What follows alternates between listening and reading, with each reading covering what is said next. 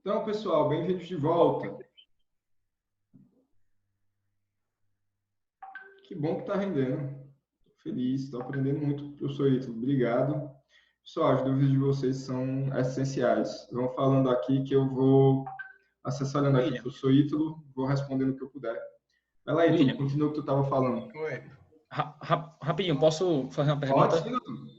Pronto. É só no aspecto ambiental, William, que passou e eu perdi a meada. Sobre a solidariedade inter e intrageracional.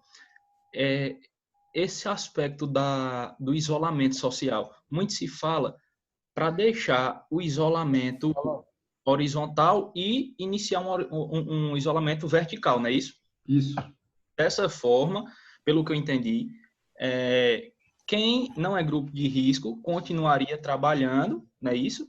E os idosos e tudo, quem tem algo que se encaixa em grupo de risco, ficar em casa, não é isso? Júnior, a ideia é essa. Então, vamos lá. Isolamento Aí, não, mas assim, vertical. aí a pergunta, olha só a pergunta. Tá. Nesse sentido, a pessoa, eu, que não sou grupo de risco, vou lá trabalhar e tudo, e no final do meu expediente, quando volto para casa, tem o meu pai, por exemplo, que ele é grupo de risco, eu não estaria ferindo esse princípio da solidariedade intrageracional? Isso. Deixa eu te perguntar. Excelente pergunta. Obrigado por ter levantado a bola. Vamos lá. Hoje se fala muito nessa questão de isolamento vertical, isolamento horizontal. Horizontal, basicamente, é o que o pessoal tem dito que o Brasil está passando, independente de ser grupo de risco ou não, a recomendação é a gente ficar em casa. Seria, então, um isolamento vertical se a gente separasse os grupos e mantivesse nesse isolamento social as pessoas que, de fato, têm um maior risco. Agora, como eu te falei, qual é o problema hoje? Aí é a opinião do professor William II. O presidente Bolsonaro não vai curtir muito minha opinião, mas o que é que aconteceria? Primeiro, para que a gente possa fazer um isolamento dito vertical com eficiência, a gente precisaria ter muito, muito, muito mais teste do que a gente tem disponível no Brasil hoje. Então, só a título de comparação, Ítalo levantou esse argumento mais cedo, ele fala que a gente tem testado muito pouco. Ontem foi divulgado, por informações oficiais, que o Brasil teria algo em torno de 7 contaminados para cada 100 mil habitantes, 1 milhão de habitantes. Então, seria um número irrisório, que não compensaria a gente manter a população paralisada.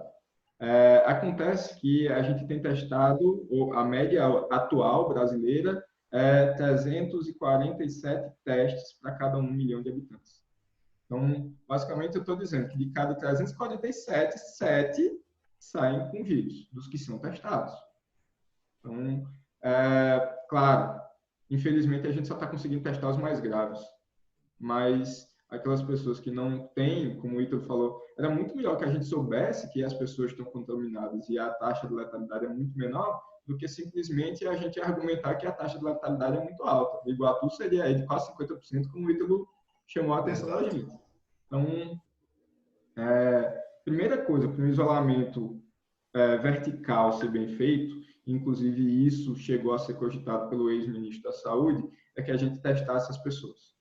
Segundo, a gente precisa ter um pouco mais de conhecimento científico no intuito de saber quem são os mais afetados, quem é a população mais afetada ou mais vulnerável.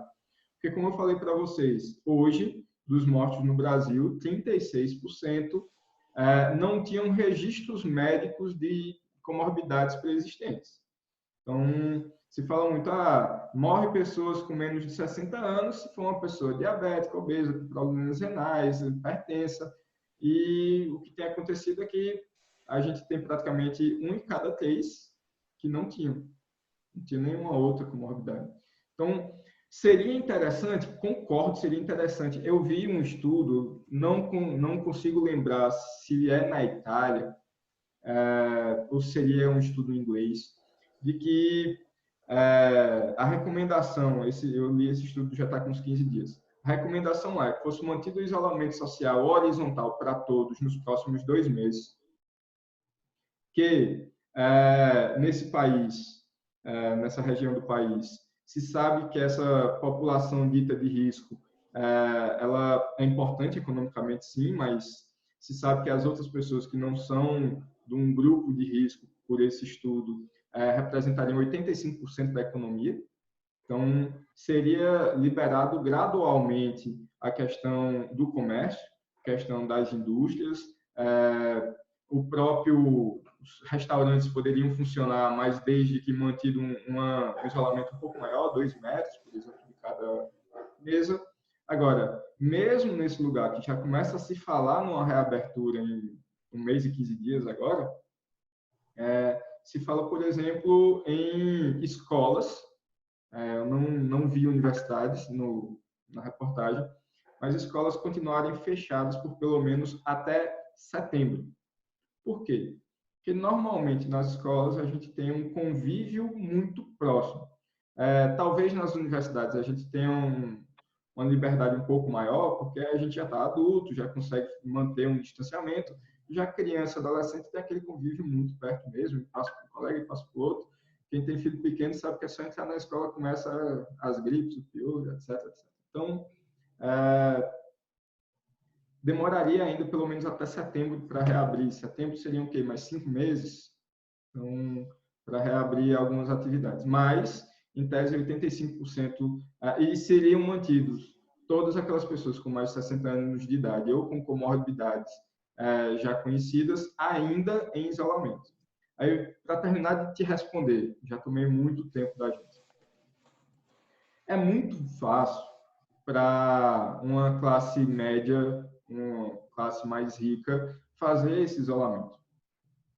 A gente tem vários cômodos, ok? Por mais que seja arriscado para os nossos familiares, a gente sair e voltar com uma possível contaminação, mas a gente troca de roupa, cada um vai ficar no seu quarto, a gente tem um banheiro talvez em cada quarto, e aí a gente consegue fazer o asseio, lava bem todo o corpo, troca de roupa, coloca aquela roupa para lavar com sabão e com água sanitária, a gente sabe que extermina o vírus, tudo bem.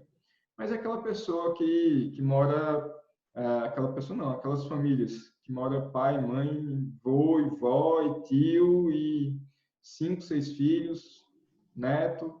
Então, a gente, minha maior preocupação hoje, diante daquilo que eu tenho lido, e é claro, não pode ser um argumento único, não é um argumento que a gente possa se amparar para evitar uma futura reabertura que, na minha opinião, tem que passar por esse isolamento vertical, mas essas pessoas que moram num quarto-sala, essas pessoas que moram num barraco, então, essas pessoas, elas vão trazer, mesmo para os grupos de risco que, em tese, estariam isolados, vão trazer esse risco. Então, é importante, de novo, fazer o isolamento vertical, na minha opinião, é importante, mas é um passo que precisa de algumas condições. Fora disso, a gente não está sendo solidário, não. Pessoal, e outra só coisa, um complemento? só um ponto, assim. No Brasil, nós estamos tendo uma quantidade elevada de óbitos de pessoas obesas, certo? E normalmente, pessoal, nós temos pessoas ali a partir dos 40 anos de idade têm algumas comorbidades que são as piores, né? As comuns. Hipertensão, diabetes, que parece que vem no kit do brasileiro, muitas vezes. Resultado, 19% da população brasileira ou mais é obesa, certo? Então, essa é uma preocupação que a gente tem que ter. É uma preocupação que a gente tem que ter. Mas, assim, vamos ser realistas. Vamos ser realistas. São duas coisas que vão acontecer. Uma coisa é a pandemia. Né? O prazo de duração da pandemia é uma coisa. Outra coisa é o prazo, é o período de tempo que nós vamos ter para o fechamento de algumas atividades. Eu concordo em algumas situações, como, por exemplo, a questão de que não há talvez uma justificativa, ou talvez não seja o mais adequado, a gente ter as mesmas incidências de restrição em todas as regiões do país, certo? Por exemplo, as limitações, alguns isolamentos, ou até mesmo lockdown, eles têm que ser analisados de acordo com as regiões.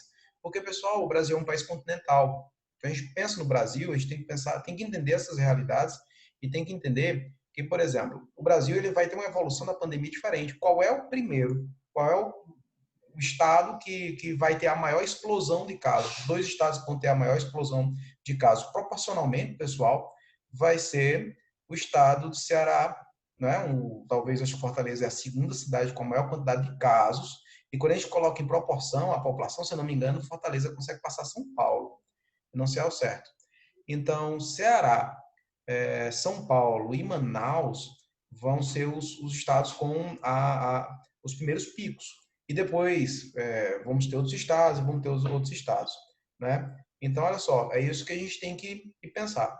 Eu estou vendo aqui que tem umas perguntas com relação à Mona e tem uma resposta do Clóvis aqui, né? Que Mona fala sobre o descarte. Mona, é o seguinte, qualquer material com risco biológico, ele não pode ser feita a coleta comumente, ele tem que ser incinerado. Acontece? Não. Por que que não acontece? Porque em municípios maiores como Juazeiro, você tem empresas que realizam a incineração, né? São incineradores. Alguns municípios têm contrato. Outros municípios não têm nem aterro. Esses municípios, eles não têm, eles têm ainda lixão, né? O lixão, o prazo já se esgotou várias vezes, já foi estendido, já foi esgotado, já foi estendido, alguns ainda continuam tendo lixão, ainda não tem um descarte adequado desses resíduos que têm essa potencialidade tóxica. Alguns deles simplesmente enterram, sem nenhum tipo de cuidado. Alguns municípios chegaram, a gente conhece essa realidade, construíram aterros, mas só pediram licenciamento ambiental depois da construção terminada. E aí se descobriu que aquele local onde foi construído o aterro passava ali um veio de água que impedia a manutenção do aterro ali. Eu não vou dizer qual é o município, mas todo mundo diante disso que tu está falando, só um pequeno parêntese. Em 2018, acredito que eu tive uma equipe de direito ambiental que foi até o lixão de Barbalha. Em tese, um município conhecido pela saúde e tal, os dois hospitais lá. Ok. O pessoal viu seringas, resto de luva de látex, e não era uma quantidade para dizer, não, foi um lixo domiciliar que acabou acidentalmente indo, não. Uma quantidade ali, aparentemente, talvez não um grande hospital, mas uma clínica. Então, infelizmente, a gente ainda vê isso. A gente tem, salvo engano, chama Flanax. Inclusive, já vi documentários também sobre eles, como faz a incineração, uma rígida inspeção da SEMAS de 6 em 6 meses, mas, infelizmente, a gente não pode dizer que todo esse material está sendo incinerado. Seria ideal que sim. E só lembrando, viu, William? Essa coleta desse material que causa risco biológico, ele não é um serviço de coleta de resíduo urbano. Então, ele não vai para aquele contrato geral em que passa o caminhão para coletar o lixo. Então, essas entidades é quem vão ter que gerir esse descarte. Então, o resultado, a gente vai ver descarte irregular, infelizmente a gente vai ver muito descarte irregular, certo? A gente percebe isso. Alguns municípios estão encerrando a atividade dos seus, eu achei isso maravilhoso. Por exemplo, um dos municípios que eu acompanhei foi o município de Cedro, e lá não existe mais lixão, não existe também aterro, né? A gente está fazendo o quê? Está mandando deixar o lixo da cidade em outra cidade. Isso pode ser feito? Pode, claro, mas é legalmente. Como? Você contrata um aterro.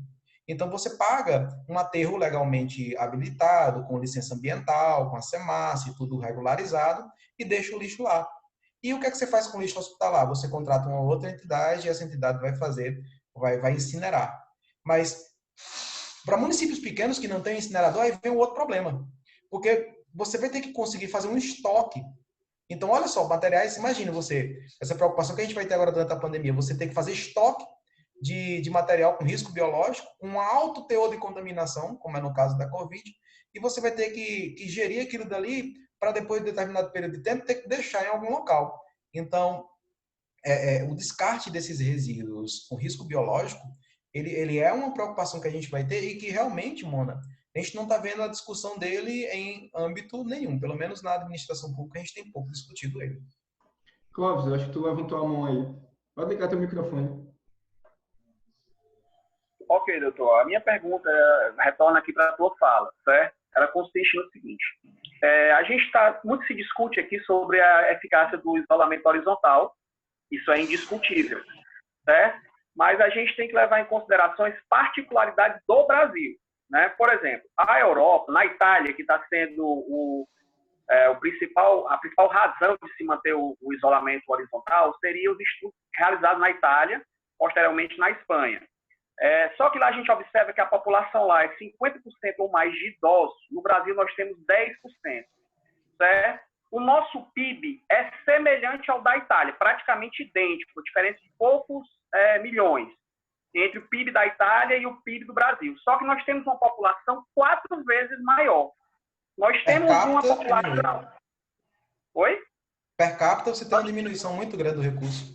Exatamente. Você tem uma população em torno de 53% na linha da pobreza ou abaixo dela, né?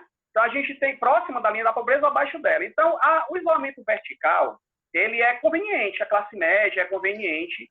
As classes mais altas conseguem se manter. Lá na Europa, por exemplo, as pessoas ficam pouquíssimo tempo. A população que não consegue ficar muito tempo sem trabalhar, ela tem condição de ser assistida pelo governo porque ela é muito pequena. Aqui a gente tem uma população imensa para ser assistida dessa forma, né?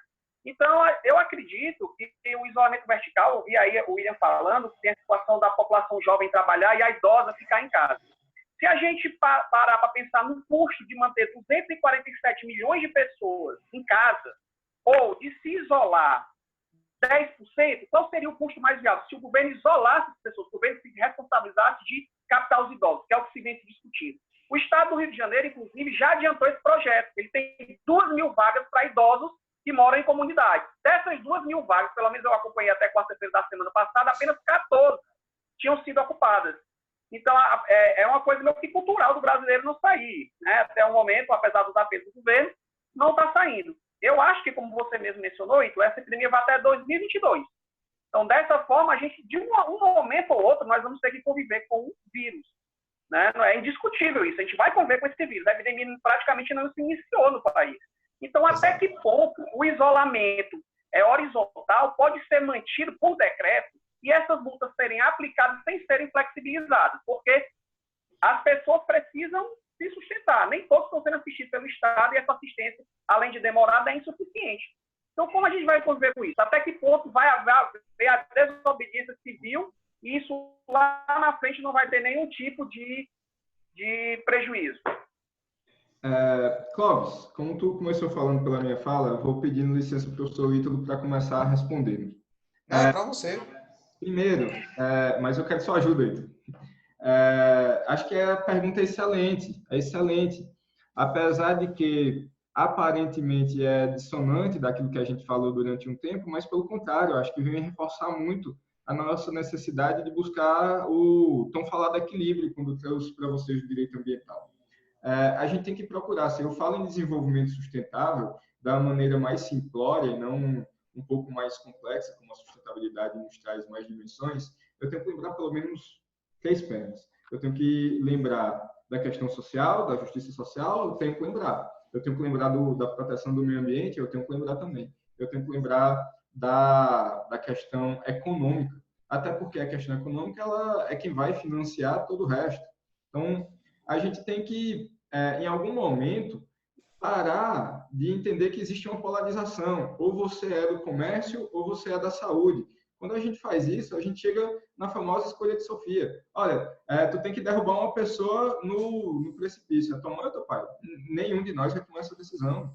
Ninguém quer fazer isso. Então, mas qual é o meu receio de a gente, amanhã, com a publicação do Diário Oficial do novo ministro da Saúde, sair algum decreto de que a gente tem que paralisar a restrição, esse nosso isolamento, e agora faz um isolamento vertical. Não é que eu sou contra, eu acho que a gente tem que chegar nele, e o quanto antes. Agora, para que a gente possa chegar nele, a gente precisa de dados, a gente precisa de informações. Eu concordo, o Brasil é um país pobre, eu concordo, a gente precisa de uma economia minimamente forte, inclusive para dar assistência a essas pessoas que vão precisar. Pessoal, boa parte desse 1 trilhão e 200 bilhões de reais que estão liberados, o Brasil vai aumentar seu endividamento público. Boa parte a gente não tem caixa, a gente vai pedir emprestado. Então, o país também vai ficar com... Não vou exagerar, dizer que o Pires na mão, mas o país também tem dificuldades financeiras, os nossos empresários também estão em dificuldades. Agora, Qual é o primeiro passo para a gente sair do isolamento horizontal para o isolamento vertical? Dados. Por que que a gente só discute se vai quebrar a empresa ou não? E por que que a gente não discute como liberar? Então, minha crítica hoje à liberação imediata do isolamento vertical é porque a gente não sabe. A gente não sabe dizer exatamente qual é o grupo de risco. A gente não sabe dizer exatamente como fazer. Então, que bom, o estado do Rio de Janeiro você falou, e eu lembrar, já tem 2.000 vagas de hotéis. Olha, os hotéis estão fechados, estão para falir. Muitos deles já faliram. Então, faz um convênio, poder público com esses hotéis, eu tiro a população de risco, coloco lá. Mas e aí cai de novo na questão da solidariedade, que o Júnior, inclusive, já me questionou. O que é que nós estamos fazendo? A gente, mais uma vez na história do país, a gente reclama do governo, ou do governador, ou do prefeito, mas o que é que a gente está fazendo? Cadê essas pessoas em situação de risco, tomando as medidas necessárias para se proteger? Então, quando essas pessoas, de fato, estiverem protegidas, e eu espero que isso não demore 2 anos com esperar a pandemia passar. Então, qual é a ideia? Muita gente fala. A ideia é o achatamento da curva. Por quê? Porque a gente está tomando todas as vagas dos hospitais. Imagine, pessoal, em Fortaleza hoje, se você sofrer um acidente de carro, você vai morrer.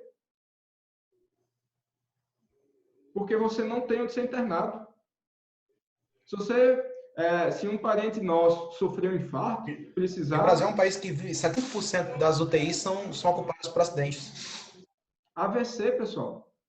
Se algum de nós precisar levar um dos nossos familiares para a unidade de AVC do regional, que é excelente, inclusive, até não conheço a iniciativa privada, o hospital da iniciativa privada hoje, que tem um tratamento de AVC tão bom quanto o regional, mas eu tenho que dizer para vocês que foi reduzida a margem da unidade de AVC para transformar a unidade de AVC em uma unidade de Covid.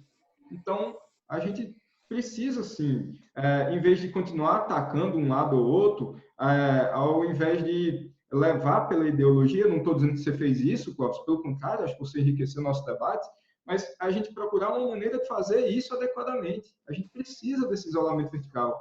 A gente precisa que a economia volte. Acredito que também aqui no Brasil, algo semelhante, 85% da nossa máquina da economia está fora dos grupos de risco. Agora, para que esses 85% voltem a funcionar, eles têm que ter segurança para eles e para seus familiares. E quem vai dar essa segurança? Os estudos. Então, que bom que o Ministério da Ciência e Tecnologia está se movimentando, está indo atrás. Muita gente tem criticado, tem zoado porque vai usar a Anitta. Eu tenho certeza que daqui a uns dias nós já vamos ter memes usando a cantora no lugar do remédio, mas, enfim, que bom que a gente está tentando procurar respostas.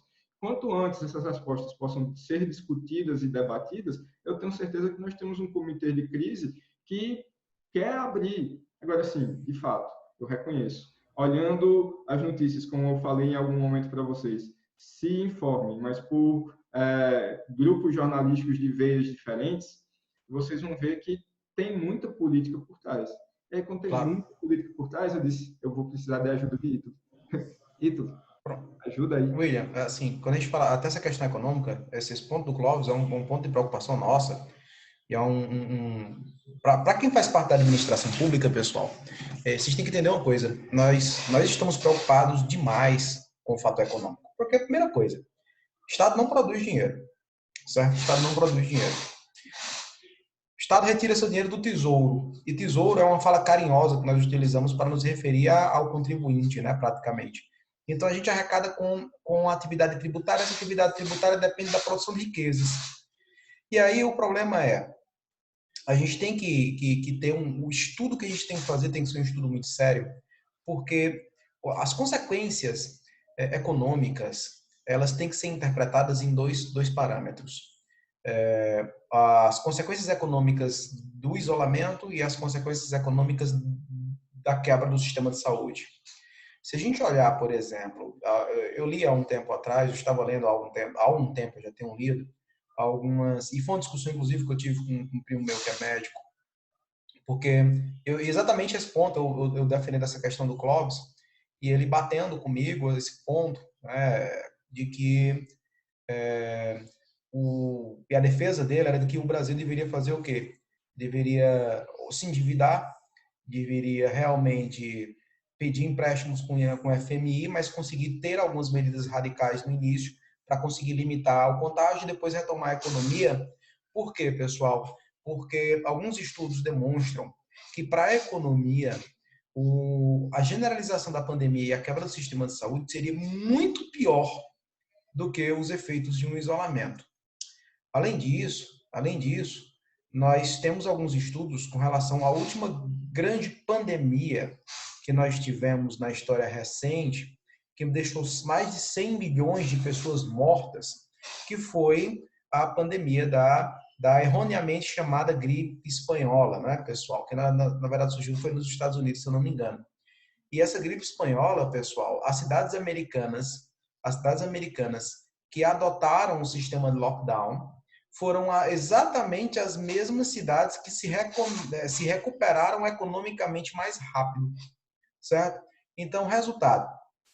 Olha só a preocupação que nós, aqui do direito, nós temos. Nós aqui do direito, nós temos preocupação com o quê? Com dar uma efetividade ao que seria o melhor dentro de perspectivas científicas. E essa pandemia, ela tem demonstrado, ela tem servido exatamente para demonstrar também para a gente, que faz parte do direito, a necessidade que o direito tem da interdisciplinaridade. E daí a importância que a gente tem de dialogar diversos setores. A gente tem que conseguir dialogar, com exatamente aqueles profissionais que entendem daquela área específica. Para que entendem daquela área específica, a gente precisa ouvir pessoas que sejam vinculadas à economia e pessoas que sejam vinculadas à área da saúde, para que a gente consiga ter uma perspectiva e não é impedir o prejuízo, mas agir de forma a tentar escolher o caminho com a menor quantidade de danos, porque danos nós vamos ter, Temos uma perspectiva de que o PIB esse ano caia 5%, e que o ano que vem a gente já tem um crescimento de 2,2%. Então, a nossa perspectiva é que a gente já comece a se recuperar já no próximo ano. Mas, com certeza, pessoal, o Brasil pode, e aí economicamente, Clóvis, o Brasil ele pode utilizar esse exemplo como uma ferramenta para transformar a sua visão empresarial. Porque o que o Brasil tem sofrido com relação a testes, com relação a equipamentos e até alguns insumos para medicamentos, é o que muitos países do mundo têm. Não é porque o Brasil não tem, é porque ninguém tem. É porque o mundo inteiro não tem. Se você olhar, o Brasil, até semana passada, tinha feito 262 testes por milhão de habitantes, enquanto outros países já tinham feito mais de 60 mil testes por milhão de habitantes. Então, é um número discrepante. Por quê? Porque não tem fornecimento. E o problema maior do Brasil é o quê? É exatamente o fato de você ter muita importação de produto lá de fora.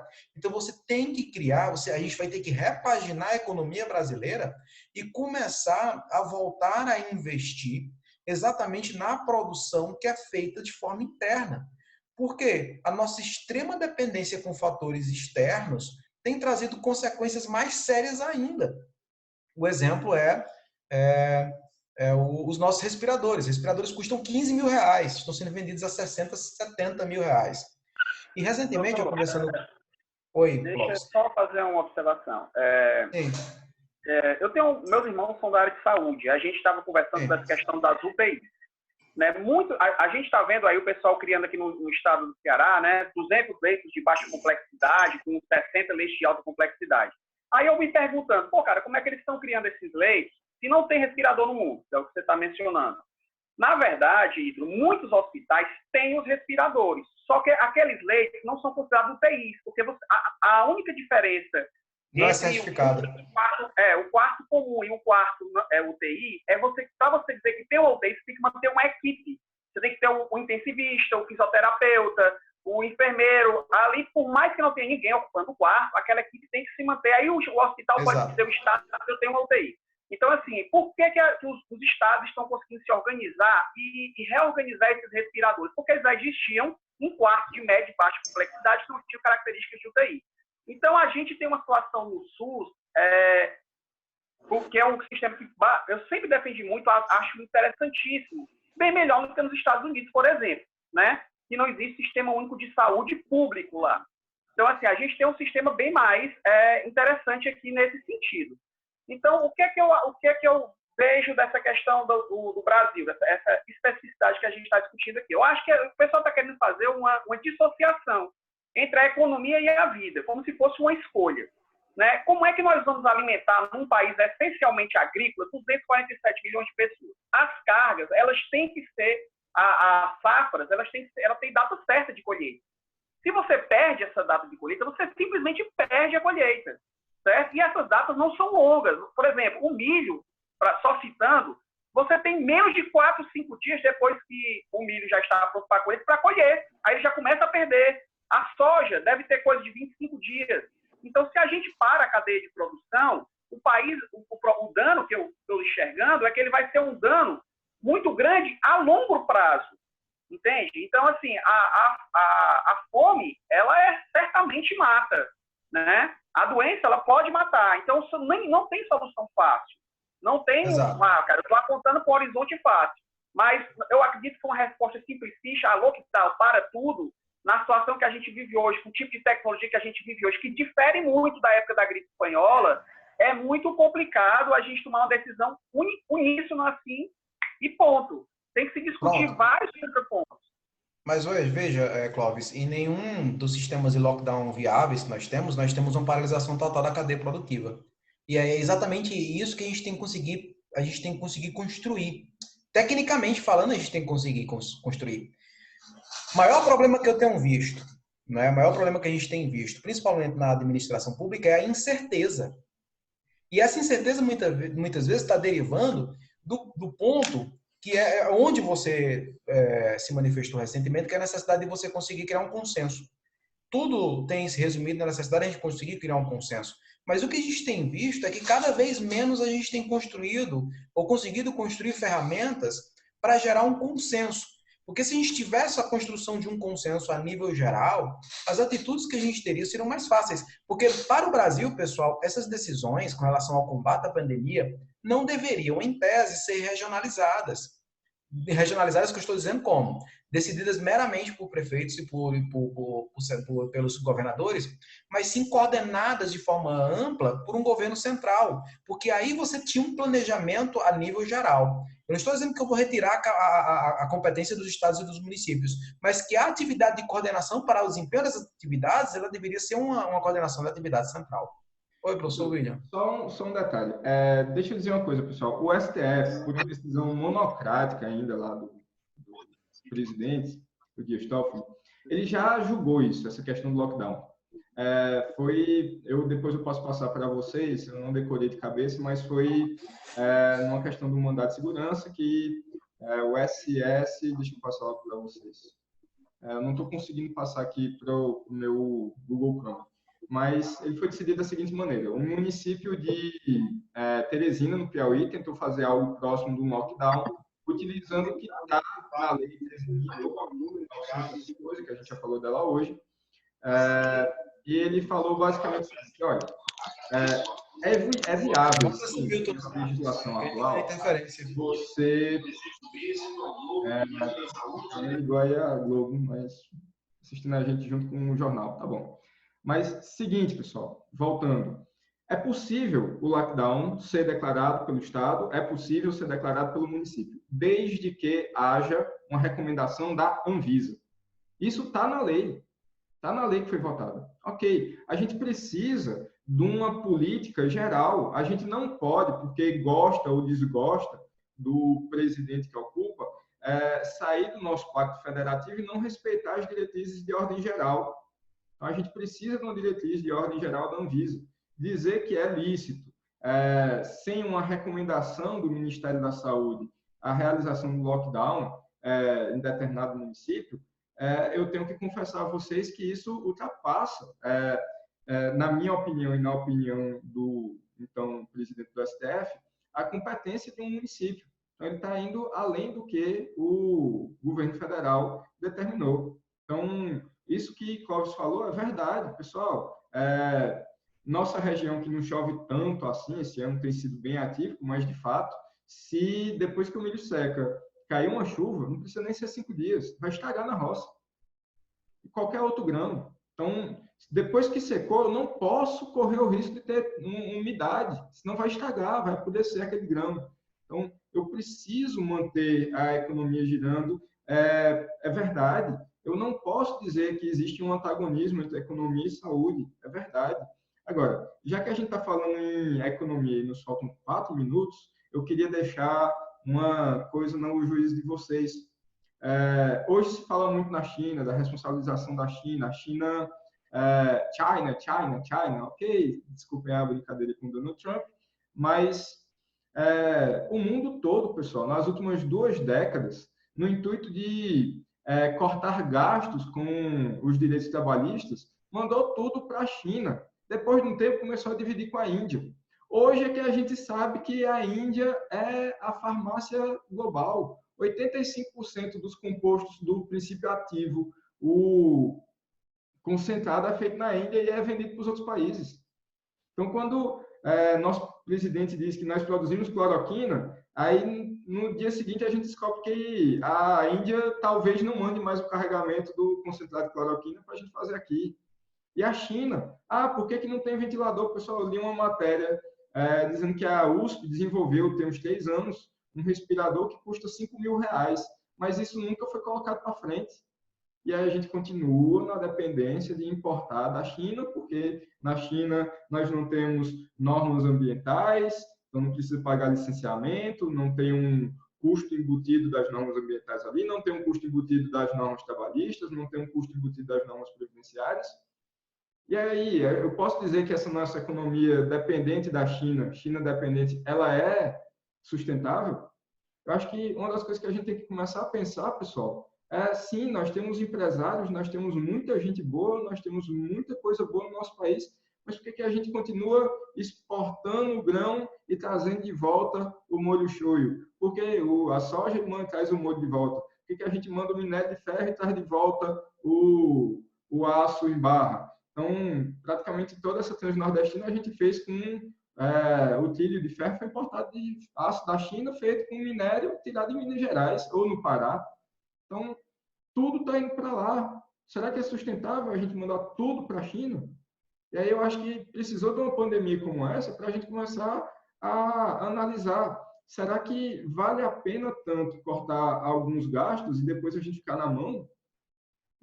Li recentemente uma história engraçada entre a Apple e a Qualcomm. A Qualcomm disse que ia fabricar pela metade do preço o processador da Apple, e depois ela conseguiu desenvolver um melhor do que o da Apple. Então, me permitam se eu estiver errado, mas estive lendo a respeito. Então, eles dominam tudo, todo o processo de fabricação a gente está mandando para lá, tudo, do mundo todo. A gente teve que brigar com os Estados Unidos por máscara. Será que nem o Brasil nem os Estados Unidos podiam fabricar máscaras? Pessoal, 1 minuto e 40 segundos. Vou dedicar ao professor Ítalo para se despedir de vocês. Foi um prazer estar do lado de cada um. Ítalo, está mudo. Eu agradeço, pessoal, a presença de todos vocês. Eu acho que a gente ter esses momentos é importante. Vou até conversar com os outros professores para que isso seja feito, porque, para pensar, agora a gente tem uma oportunidade, a gente tem que utilizar mais essas ferramentas que a gente tem à nossa disposição para que a gente consiga ter a maior participação dos alunos, ter um convívio maior dos professores, ter atividades mais interdisciplinares, e vou até trazer, pessoal, nas próximas aulas, eu já combinei aqui com o assessor-geral da presidência da Prece, ele vai participar de um evento com a gente também, numa das nossas próximas aulas, e vamos utilizar essas tecnologias a nosso favor para que a gente possa também crescer em conjunto. A gente está vendo que a gente precisa ter algumas transformações em alguns pontos centrais do Brasil, mas a gente precisa também desempenhar isso com a gente, ok? A gente também precisa evoluir. Pessoal, agradeço demais a participação de vocês, todo mundo que debateu, enriqueceu demais, e vamos marcar mais atividades em conjunto, ok, galera? Okay. Pessoal, grande abraço para todos. Vida longa e até mais. Ok, valeu. Valeu.